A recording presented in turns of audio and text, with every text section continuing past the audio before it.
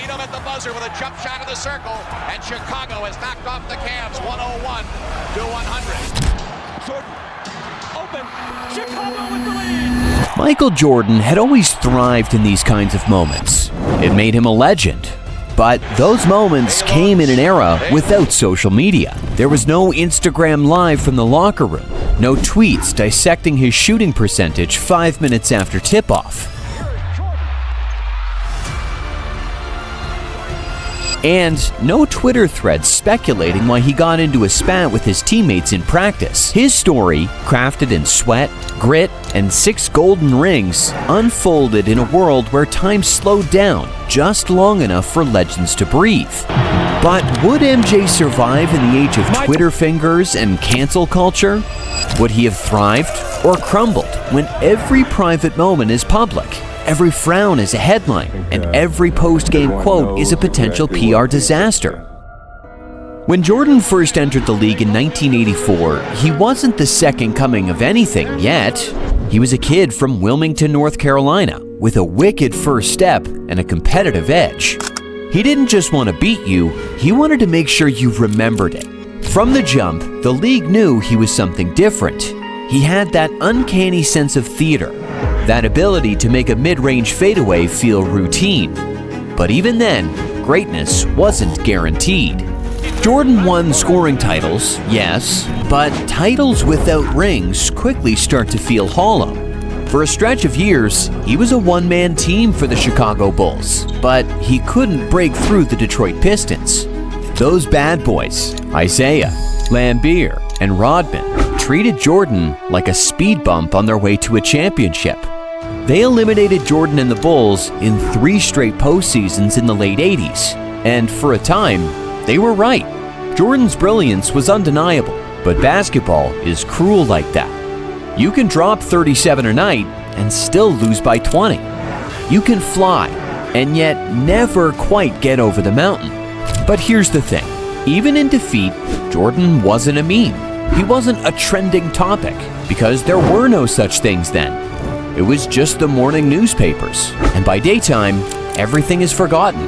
The world didn't tear him down in real time.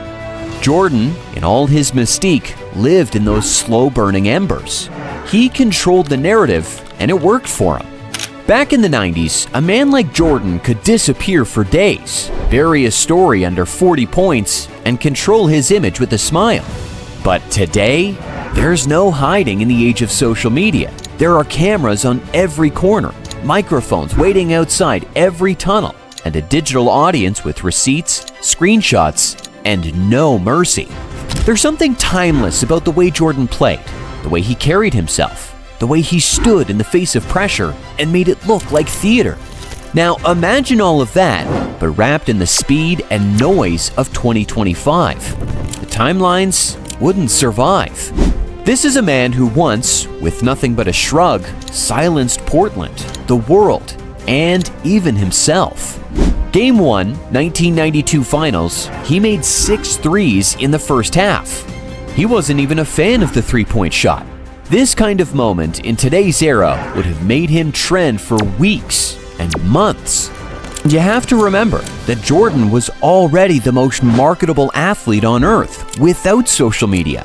MJ had commercials that ran on repeat during primetime. He was Gatorade's golden boy, Nike's lightning bolt, and Hanes's favorite model. In a world before Instagram, he still made kids beg their parents for a pair of shoes they couldn't afford. People talk about LeBron being the most followed NBA athlete on social media, and he is, and deserves it. But Jordan would have redefined what it meant to have reach. Every tunnel walk would spark debate threads. Every fit would be dissected by fashion pages. Because, here's the thing, Gen Z doesn't care much for pretense. They like their greatness raw, unfiltered, and direct. And that's exactly what Jordan was. His trash talk was precise. He didn't play mind games just for fun. He played them because he needed to own your mind before owning the scoreboard. And then there's The Last Dance, released in 2020. That docuseries was a cultural moment. People who had never watched a second of 90s basketball suddenly knew everything that went on with Jordan and how he was a leader for the Bulls. Of course, the social media era would have posed a challenge to Jordan, but he would likely have adapted to it. Or maybe not. There's a version of Michael Jordan the world got to know in the 1990s, the icon who moved in the shadows when he wanted to. But trying to navigate the same digital ecosystem today might not be as easy as one thinks. Even Jordan himself once admitted that it would have been harder for him to play in this social media era.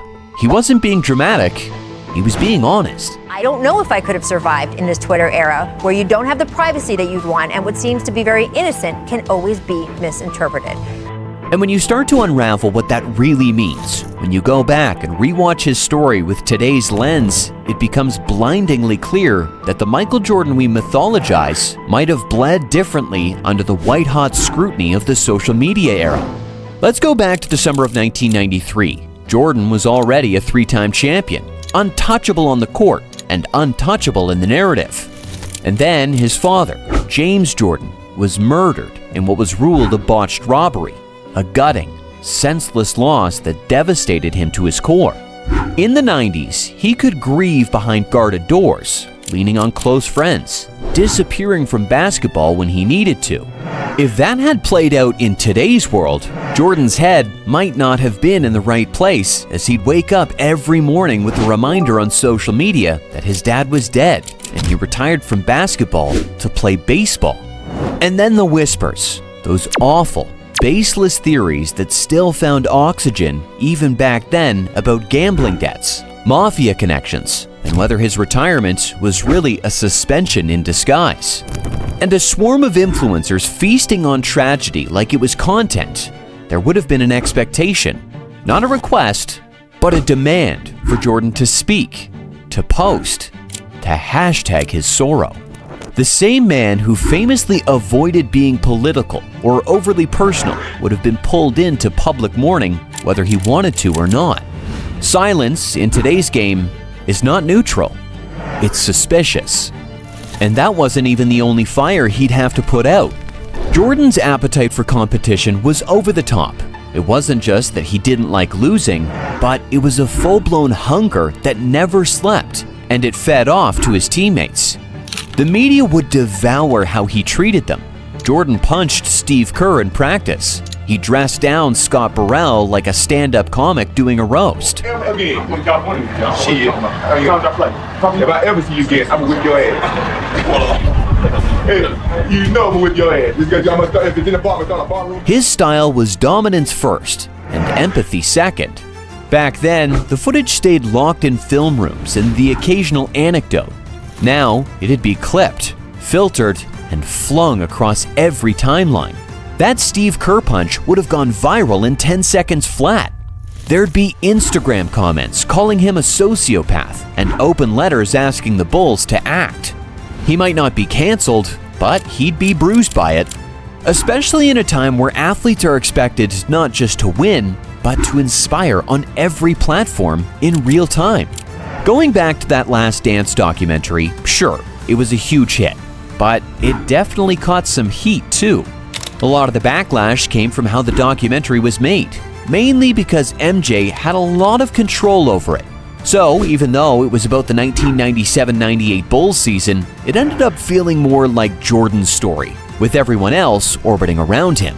Some of his former teammates, like Scottie Pippen and Horace Grant, weren't too happy with how they were portrayed. They felt the doc downplayed their roles, or made them look bad just to build up MJ's legend. People also pointed out that it skipped over certain controversies, or gave Jordan the final word too often, making it feel less like an objective documentary and more like a carefully curated highlight reel. It was epic nostalgia, but definitely not the full, messy truth that would have been fully dissected today. Jordan wasn't built for that version of exposure. He was built for smoke-filled arenas and post-game cigars, for Adidas warm-ups, and for answering the media when he felt like it. But still, it's not as simple as saying he wouldn't have made it, because there's another side to this too.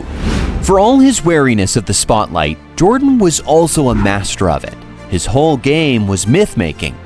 He knew how to vanish and then reappear with a vengeance. Think about it. Would he have really let the narrative spin without ever seizing control? Or would he have learned how to weaponize the algorithm the way he weaponized every doubter?